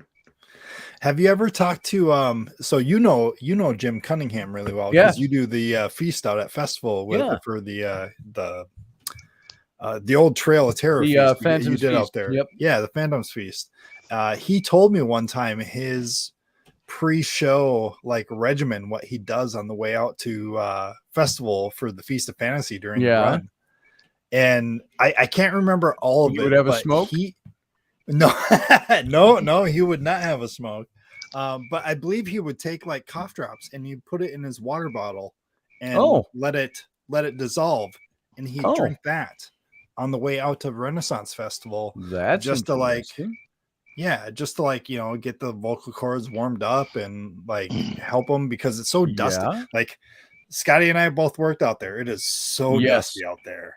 And when you're out there all day yelling and screaming and projecting, it is torture. You're acting on the street in the dust and the heat and and it was nutty. Yep. So, but yeah, he's got a crazy regimen that he does every day that he comes out. Oh, that's cool. You made me think of a story from Dave's funeral. Field guy. My wife was getting some things done. We were trying to get out of the church, and she apologized to the custodian who was getting things cleaned up. He said, "No, take as much time as you want. I owe it to Dave." And she says, "How did you know Dave?" And he says, "Well, I used to clean up after the Renaissance festivals, and Dave was always very kind to me." Nice. And I thought, I'm going they're popping out of the woodwork. Yeah. Your brother everywhere. was very well known and very well liked. Yes. Yeah.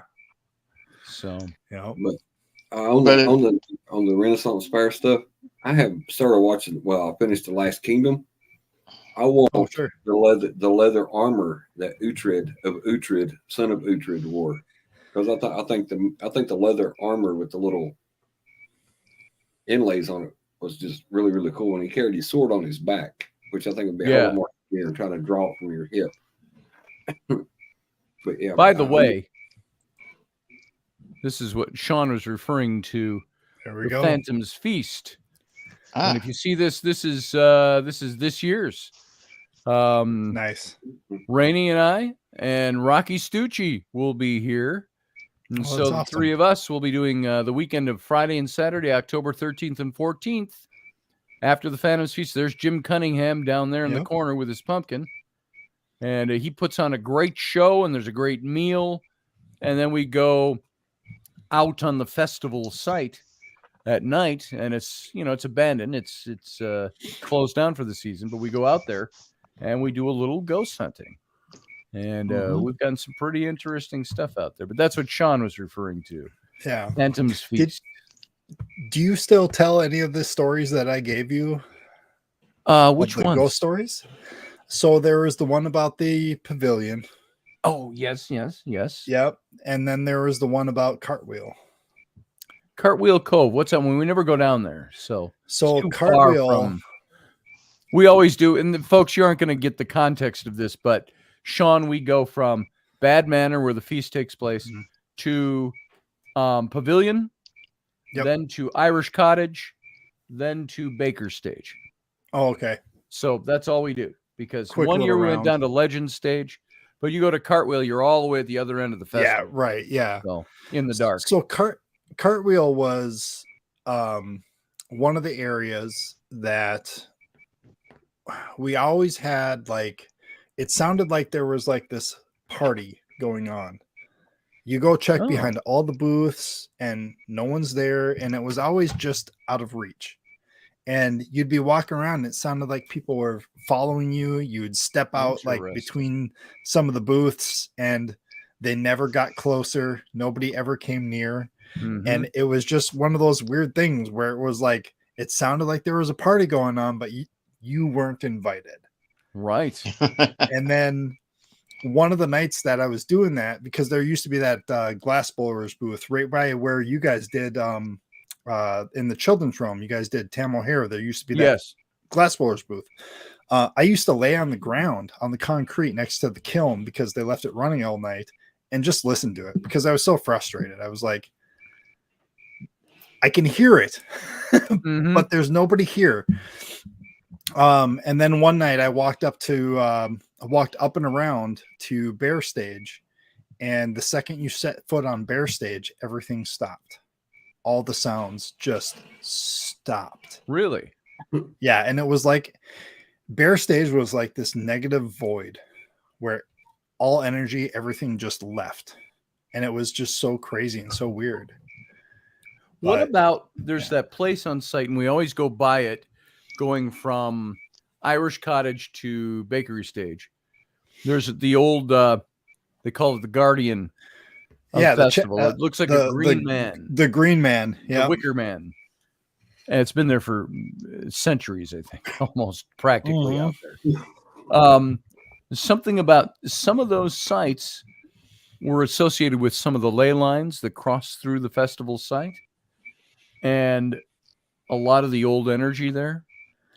And there are those, however, who say the old energy has left. It's not there anymore because the spirit there has changed. Everything's changed. You go up on the knoll, and folks, again, you don't know these. I could bring up a map. I've got a great aerial shot that was done of the site. I could bring that up and we could talk about it. If everybody was interested, I'd do that. But very cool. There was the knoll. It was up on top by the front gates. You weren't allowed to go up there. We went up there as Royal Guard. We set off the cannon, opening and closing of every day up there. But they're supposed to be the guardian of the site, not the same as the Wicker Man. A guardian spirit that's very Native American rooted. That's supposed to be up on the knoll there. And there was one year where Rocky and Rainey and I were up there, and we were asking, is there a guardian here? We heard there's a guardian here. This is 5-6 years ago. And we could hear people, hey, thank you, Barbie D. You taking off? Good to have you here tonight, Barbie D. And you could, there was a voice that came across the spirit box that would answer our questions. Are you the guardian? We'd hear, the yes. We'd hear the affirmatives and all of that. And so it was pretty crazy up there. Not crazy. Crazy is the wrong word. Dark and quiet. And you pick up these voices up there. So that site, you got to figure for 50 plus years, that site has had 20,000 people plus 7 weekends out of the year, plus all the things that go on there, all the different people associated with that site.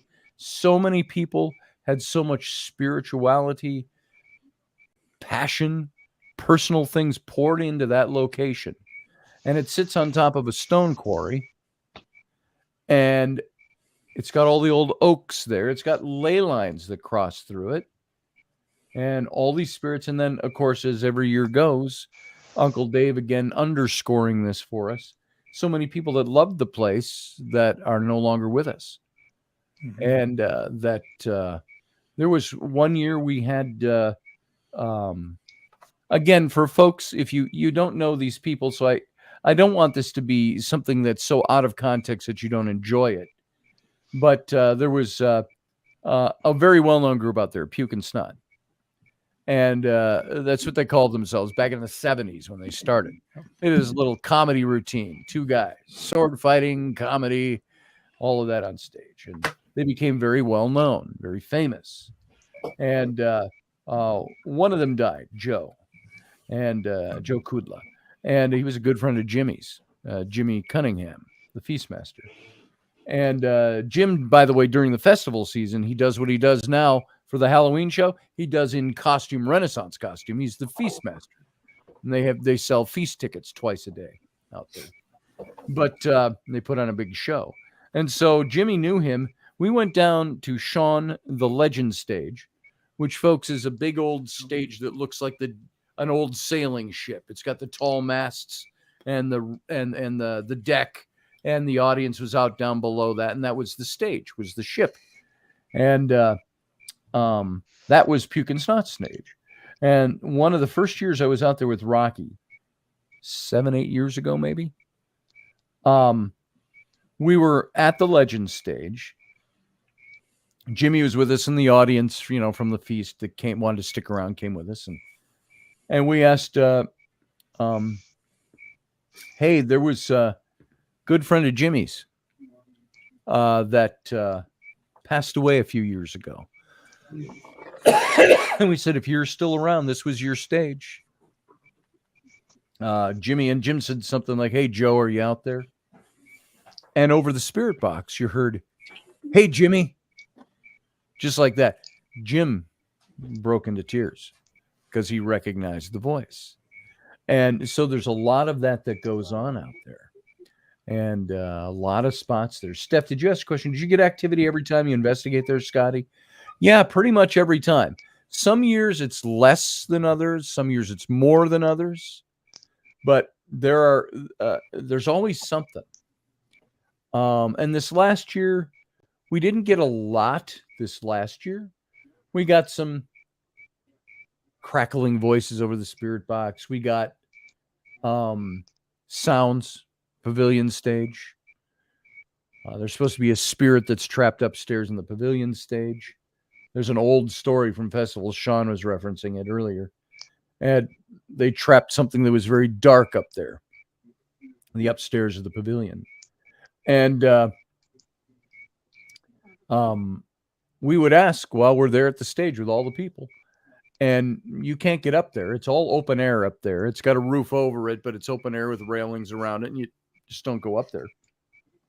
And we'd hear banging around up there while we're asking, things like that. And then this last year, we got the voice of Chuck Hendrickson, who comes on the show every now and then. It's a listener to the show. He told us, he was safety services out there, and he told us about a body they had found a few weeks before the festival started. Every year they have to go through all those grounds and all the buildings, all the shops and all that, just to make sure everything's okay. And in all that security check, they found a body upstairs in one of the buildings that was, and these buildings are basically glorified sets. They're like, it would be like building a cabin in a Tudor style, artsy style, but no insulation, no stuff like that. They're not built to live in, but you could, if the climate was warm enough, you could live there year round. And people used to be able to sleep in their shops up in the second floors. But it was down, and Sean, I don't know if I talked to you about this yet or not, but it's down as you go toward Legend Stage from Bakery Stage. You're going kind of down into the corner there. And there's a pub past the paper mill, way down there, that whole cluster of shops. Why am I'm skipping on the name of that area? The corner between the Legend Stage and the Bakery Stage. You go down into the corner of shops there. Yeah. What the heck is that area called? Anyway. So that's the Tower Pub, isn't it? The Tower Pub. Yeah. And we were there last October after the show. And after everybody left, we went over there. And we took my old Frank's box over there instead of the modern spirit box. And we said there's a story that there was a man who came here in the wintertime, obviously looking for shelter, homeless, indigent, whatever, and died in the cold. And they didn't find his body till August up there. And of course, they had to clean him out and all of that. But He passed away in they think the wintertime. He froze to death. And so we're standing in the dark. There's no lights. It's 11 o'clock at night. And we're asking, is there somebody here, a man who passed here a few years ago? And you heard a woman's voice came across and said, haunted. We said, whoa, oh, that's interesting. And then a minute later, you hear a man's voice say something like, I'm freezing. Something like that. Or like commenting, I'm freezing, I'm cold, freezing, it's freezing. And we got a couple of little things like that, just 1 and 2 word things right there on the site that night. And we had never picked that up before. And because we'd never gone down there for that before. So that might be someplace we visit again this next year. And not that we want to disturb anybody, or call somebody back to a horrific point where they lost their life in the cold. But, we don't think of that either. You're doing these investigations and you're like, oh, for our entertainment, will you come and answer our questions? And then you fuck off. That's why sometimes you get that. You get fuck off. Yeah. Which I've gotten on the Mounds Theater in St. Paul, down in the basement there. Hey, if you want to speak into this device, we can catch you and record you for posterity. And we're playing it back, and on the EVPs here, fuck you both. Over a 13-minute period, at least once a minute, it said, fuck you, fuck you, fuck off. And it kept doing that. And there was one point where, and we're not hearing it until we played it back later that night, but I say something to the effect of, this device can capture your voice for posterity. And the voice answers on the tape. It goes, ooh, just like that. Like, ooh, I'm impressed. Nice. So, we picked up stuff like that where, yeah, you don't know if how nasty they are. If they're just like, just fuck off, leave me alone. I feel like out at the Renaissance Festival, that place attracts a lot of people that are there for the community. Yes. So if you're walking around trying to talk to ghosts and they're responding, it's probably because they're like, you know what? We're here because we loved this place. Yes. Going back to what you were saying earlier, I feel like there's a lot of energy that has left the place over the past couple of years because of everything that's happened.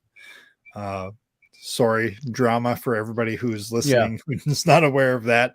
But the place has changed. Everything changes, right? It has.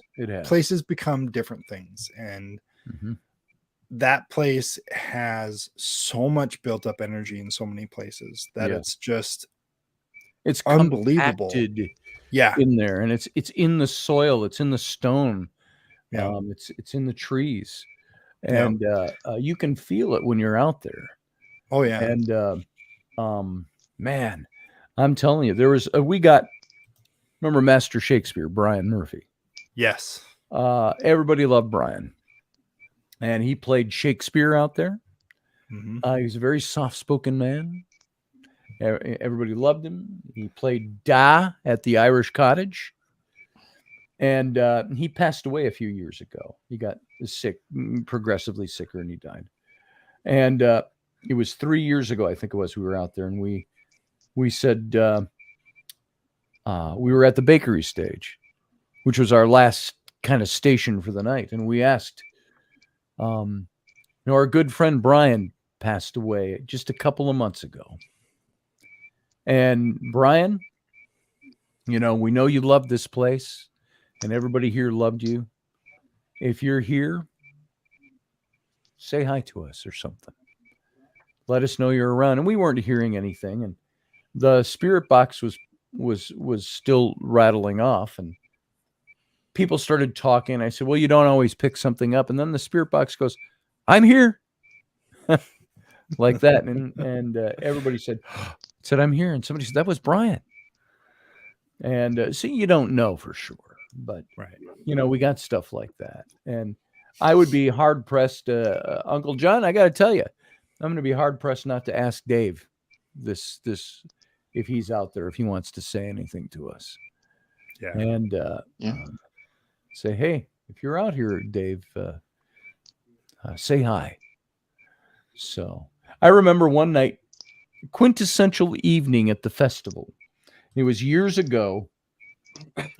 Dave and I were working on building the live action chess stage at what used to be it's the castle. There's now a museum down there. Yeah. They had the Falcon stage there for the falconry and all of that after that. But we were building, what year was that? 2001, I think, 2000 or 2001. And Dave and I were working on putting together this stage that's a checkerboard for live action chess, combat chess. And we're just sitting there. It's getting toward evening. It's not dark yet. It's summertime. And the wind's blowing through the oak trees, all those old oak trees. And you see the trees kind of moving around a bit against the sky. And we're kind of sweating from working, and we're just sitting there having a drink and just commenting on how beautiful it was and the energy there. And it was so captured in that moment. And then Dave reached down, and we brought snacks. I had some Fig Newtons and the cookie of real men, by the way. And Dave says, he goes, Fig Newtons. And I go, yeah. And he goes, have one. I go, have one. He goes, takes a bite out of it, and he goes, Fig Newton. Then he takes it and he heaves it out into the green. And he goes, Far Fig Newton. And I'm like, shut up. Don't waste any more of my cookies. And if you're listening to this show and you don't know what Farfig Newton is, just look up Volkswagen and Farfig Newton. So, but yes, Steph, there's the long answer to your short question. Do we get activity every time we investigate there? Pretty much. You get activity when you aren't expecting it. So. But I was going to ask you, speaking of cookies, have you tried a moon pie? Oh, yeah. Long time ago. Yeah. Oh Lord. No, that's a man's cookie. I was so impressed because moon pies are, well, they was invented here along with Mountain Dew. So I dropped like 3 different flavors in the mail and said, well, and they're like, oh, you eat this crap all the time? I was like, yeah. Buddy built my moon pie. There it is. You know, I have my liquor cabinet. Well, I did have in the old house. It's everything's shifted around since then, but I had a lit up glass china cabinet, and inside it I had all my scotches and lit up there, and I had a square tall glass jar, the lid on it, and I kept Fig Newtons in there. So I would keep the scotch here and the Fig Newtons right next to it in the glass jar. So, well, guys, we're going to start wrapping this up. It's we are. Yeah, I was going to ask. Son, what is that white thing beside his glove up there? That looks like it's like, well, it's right there. Well, the one globe's out here, but it's like beside the white globe. Yeah, right there. Oh, the globe behind you. Yeah, the white thing is right there. I was trying to figure out what that is. Oh, that guy. So you're the right. Right. Yeah, that guy. So my wife found this at a Savers. It's a little wooden carving of a guy with a backpack. So it's kind of like fun. It's kind of like Odin. It's like the Wanderer. Yeah, just an old dude with a backpack, and that's what I thought it was, because I'm very big cool into the whole Norse mythology, and so much I named my company like it, and but I saw that and I thought, well, like I said, with the cameras you can get some detail, like I see Buzz Lightyear pretty good, but I thought that looks like Odin beside the globe. Yeah. So this whole shelf up here and this shelf here, it's all Scandinavian Nordic studies. Very nice. Yeah, love. Anita says love moon pies, but hate banana flavored. Oh, that's my favorite. I haven't tried the banana flavored ones. Oh, I sent them over to Steph the said, UK. now he said moon pie, and I'm thinking I devil can't see dogs that. or ringdings. What's Yeah. that one, Sean? This is a carving I did out of basswood. It's actually Odin, but it's Hold that up a little see- closer because it gets washed out. If you hold it closer, there we go. Yeah, Oh, there it very is. nice. Yeah. Somebody asked me the other day the name of the two ravens from like Odin. I said, Yeah. I know they're both black. Hugin and Munin, thought and Yeah, memory. Hugin and Moon. Yeah. And because I got it on the back of my truck, and they said, "What's this raven's name?" Like I was going like, do I get paid to play trivia with you, dude? You got Google on your phone, you know? There you Take go. Take a screenshot, dude. Come on. That's what I'm saying. And they're like, "Well, name all the gods." I said, you want the main ones or the ones that's like sub gods? I said, there's like 38 of them. And I've been hitting head a lot. And they're like, so you don't know? I'm like, tell me every word of the Bible, Whatever. I got a book You up know here my that answer probably is for that? lists Yeah, I them. got an answer for you. Shut up. Pretty much. Shut up. Yeah, they're like, There you go. oh, you don't know? I'm like, I know I was bored as this about 5 minutes ago.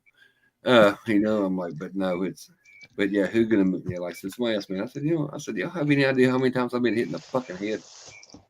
I'm lucky to remember my own name. Well, we had to get Uncle John into the Odin stuff. Or it's never too late to come either. Never too late to come either. Yeah. So David and I were so I run a Viking reenactment group, and David had joined that, and he was doing, and David knew, and this is David, right? He knew a lot about Viking stuff. The guy knew a lot about a lot of different cultures. Like he was one of the guys who one of the photos at his funeral and the memorial was of him wearing a plastic Viking helmet with horns. Yeah, that was in our living room. It was one of the kids' plastic Viking helmets. Yeah. He sent that to me and goes, I got to me Viking helm. I got me Viking helm. There it is. Like, oh my gosh, you're a nut. But so he was working with a friend of ours, Renee, who I don't know if Scotty, you remember Renee from I do. Clan Tartan stuff, doing Viking feasts and cooking meals and stuff for it as well. So yeah. And there are some people, I gotta admit, at Dave's memorial, I didn't recognize some people I should have known. Yeah. And I'm like, I looked at some people, I'm like, God, who is that? And they'd come up and they'd go, "Oh, Scotty, hi." And they throw their arms around you, go, "Hi."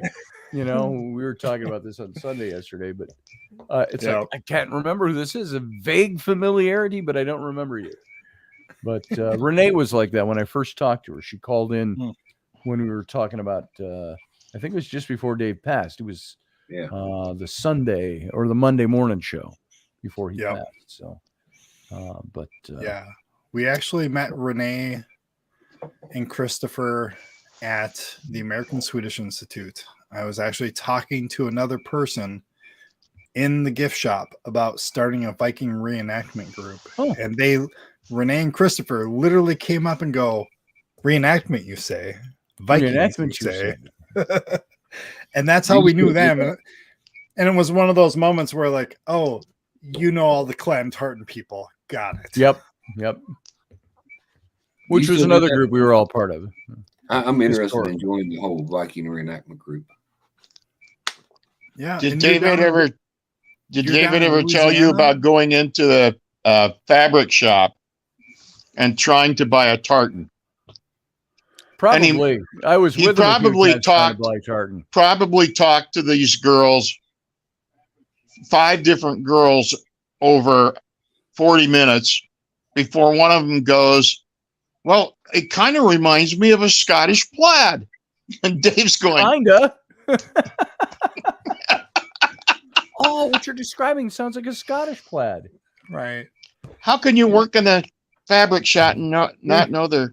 We used to go up, Dave and I would go up and we'd visit this place. I can't remember the name of the guy who owned it was Sid. And he was stereotypically Jewish man. And I can't remember the name of the fabric place up in Brooklyn Park. And we go up looking for tartan fabric. We'd go up looking for upholstery that would make a good costume, you know. And Sid was always somebody.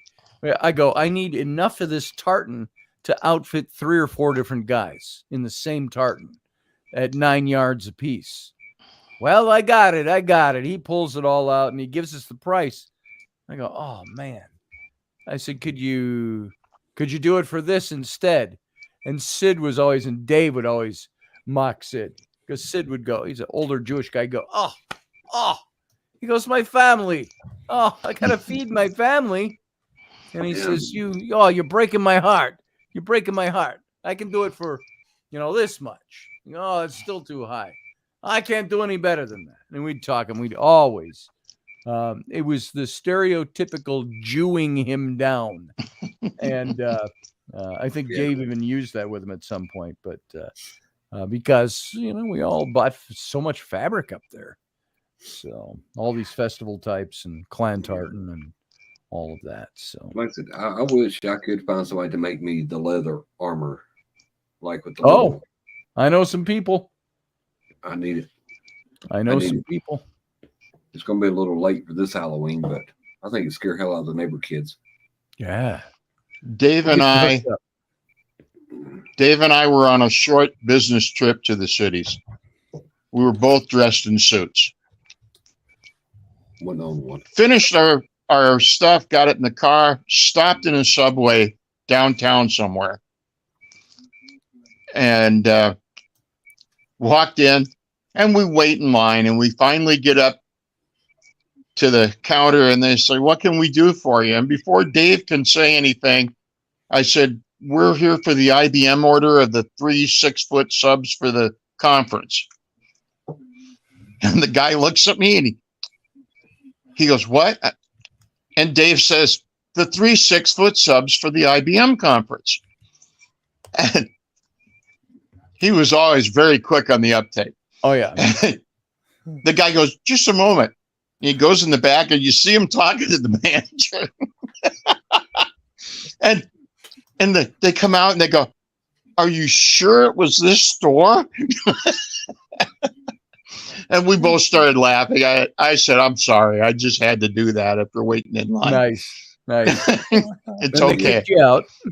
They made us some nice sandwiches. That's good. Yeah. Well, guys, on that note, we're going to wrap it. It's 11 p.m.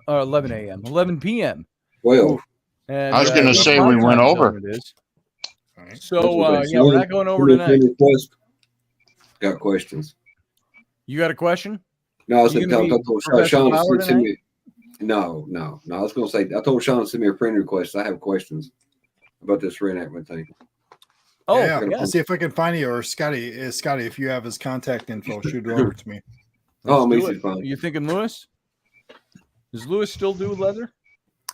Lewis still Oh, does. you're talking about Michael's contact information. Yeah, Michael's contact info. Just shoot that over to me. I'll do it. I don't know if I have somebody that does the leather part, but we'll talk Viking stuff.